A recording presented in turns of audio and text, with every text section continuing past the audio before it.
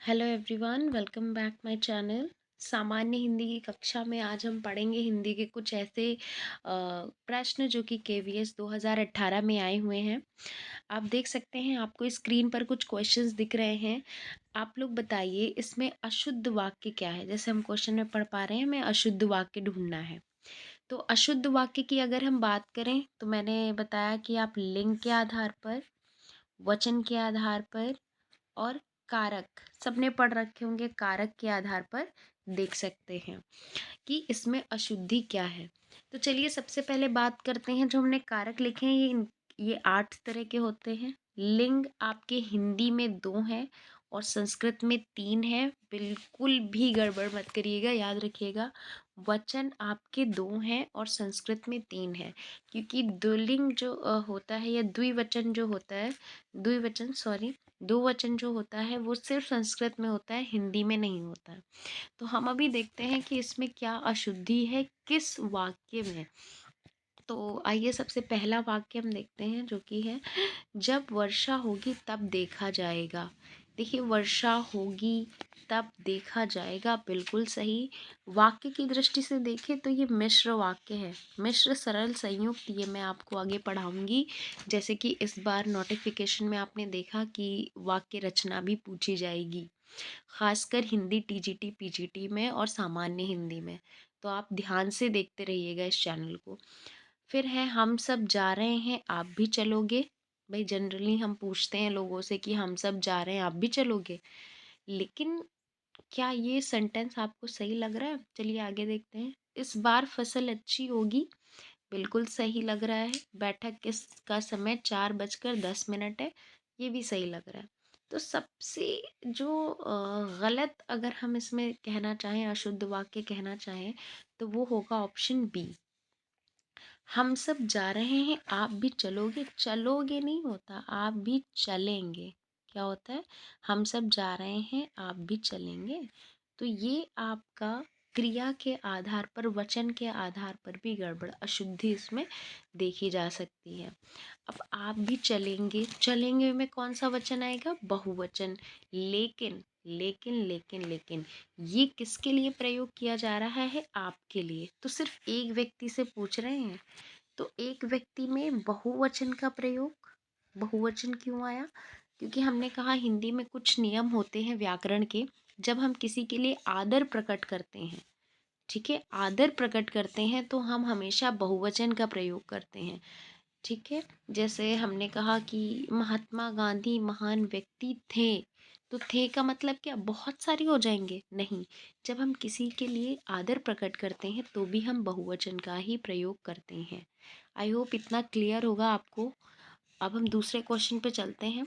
अगला क्वेश्चन है हमारा, क्या कहता है? विद्वान का स्त्रीलिंग है। भाई एक शब्द होता है विद्वान।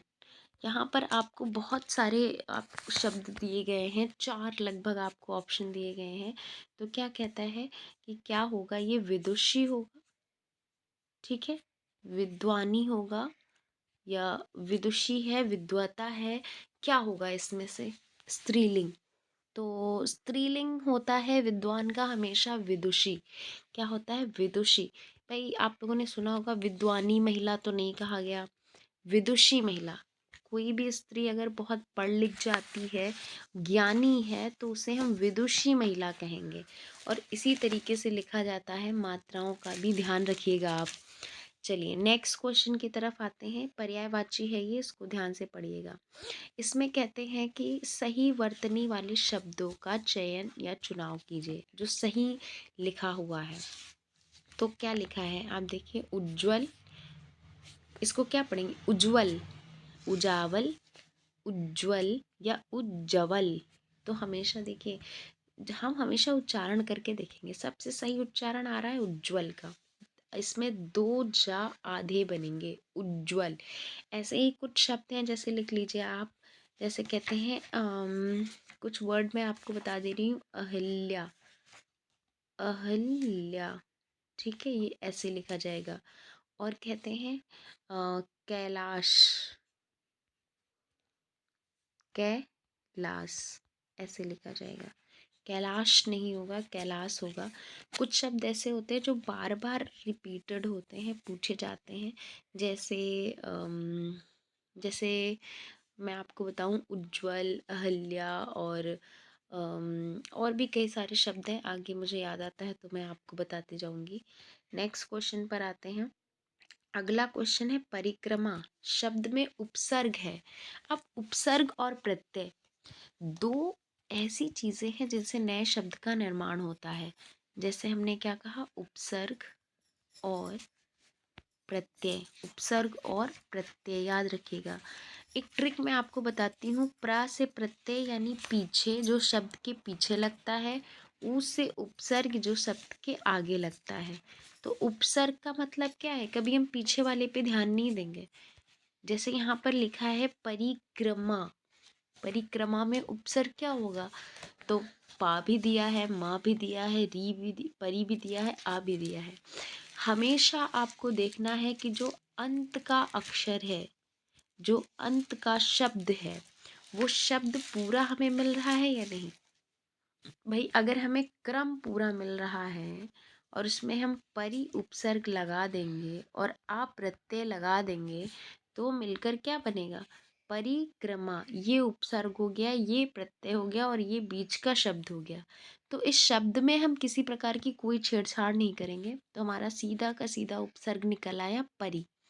तो सीधा हमारा उपसर्ग क्या होगा, परी। राइट आंसर इज परी, परिक्रमा। आते हैं नेक्स्ट क्वेश्चन पे। ये सब आपके केवीएस में पूछे गए क्वेश्चन हैं। आपको लग रहा होगा अरे इतने इजी क्वेश्चन, पर अगर आप व्याकरण सही कर पा रहे हैं तो हिंदी इजी हो जाएगी आपके लिए, अदरवाइज आपको प्रॉब्लम हो सकती है। नेक्स्ट क्वेश्चन है हमारा मुहावरों से जुड़ा हुआ। जैसे इंग्लिश में आता है एडम्स एंड फ्रेजेस वाला, उसमें आप देखिए लिखा है छाती पर सांप लोटना। इसका क्या अर्थ होता है, सही मुहावरे का अर्थ क्या होगा। ऑप्शन है साहस का काम करना, ईर्ष्या करना, कष्ट करना, भयभीत होना। तो आप लोगों ने देखा होगा ना, किसी की बड़ाई सुनकर किसी के छाती पे सांप लौट गए, ऐसे करके बहुत सारे मुहावरे सुने होंगे आपने। तो छाती पर सांप लौटना का मतलब होता है किसी से बहुत ज़्यादा ईर्ष्या करना। ईर्ष्या, जलन, द्वेष, ये सारी चीज़ें स्पष्ट रूप से इसमें मुहावरे में आती हैं। अब आगे हम आते हैं नेक्स्ट क्वेश्चन, क्वेश्चन नंबर 16। सुख चैन में समास कौन सा है, बताइए। सुख चैन में समास कौन सा है।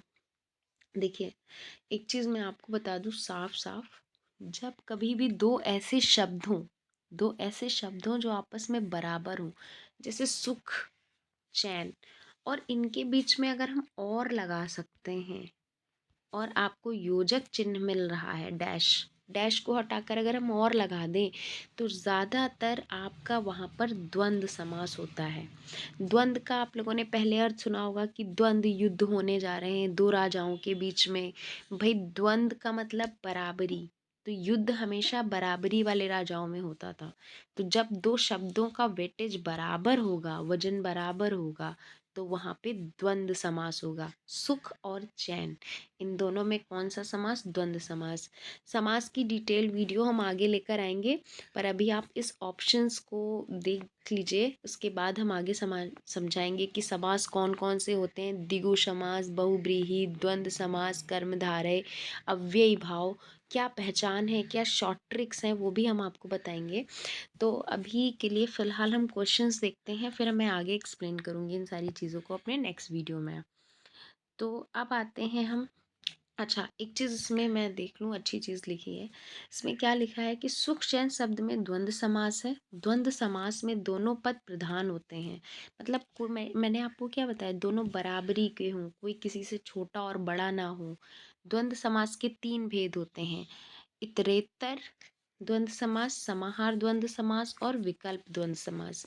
ये क्या होते हैं, एक बार में देखें। इतेतर द्वंद्व समास, समाहार और विकल्प। अगर आपसे पूछा भी जाए कि द्वंद्व समास के कितने भेद हैं, तो 3। तत्पुरुष के अगर पूछा जाए तो 8, कर्मधारय के और दिगु के, तो ये सब हम आगे चर्चा करते चलेंगे वीडियो में। आगे देखिए क्या लिखा है।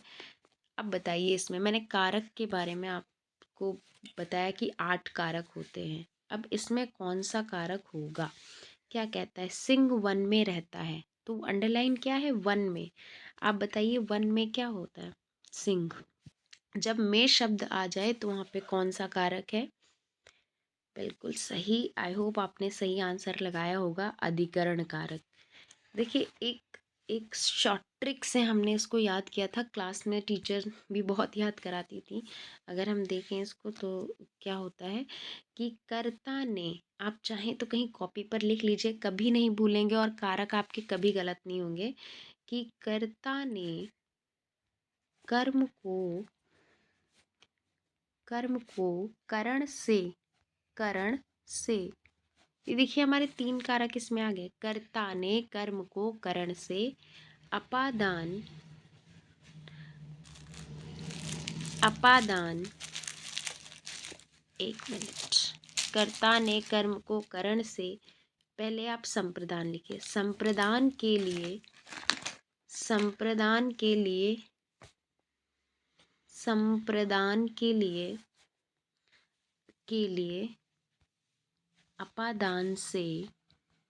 अपादान से अधिकरण में पर संबोधन हे अरे। देखिए मैं दूसरा कलर चूज कर लूँ। क्या इसमें लिखा है? कर्ता ने। अब देखिएगा, ने जब भी आएगा आप समझ जाएंगे कि हाँ कर्ता कारक है।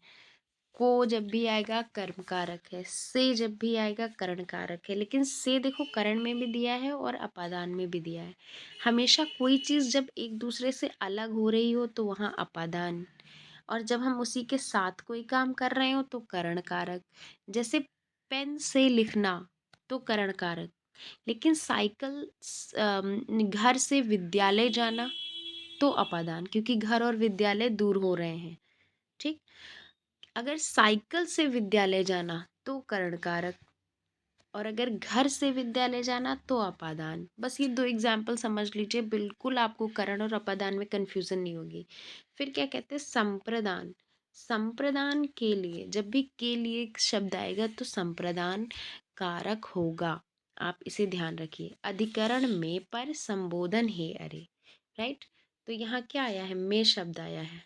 में जब भी आएगा तो हम क्या कहेंगे? अधिकरण। राइट। तो आई होप आपको इतना समझ में आया होगा। अगर आपको हिंदी इतनी अच्छी लगी है, इसमें समझ में आई है, तो please like share and subscribe my channel, ताकि मैं और भी वीडियोस बनाऊं जो केवीएस से रिलेटेड हो और आपकी हेल्प कर सके। Thank you so much to all for visit my channel. Thank you so much. We will meet once again. Okay, so please like share and subscribe. Thanks a lot.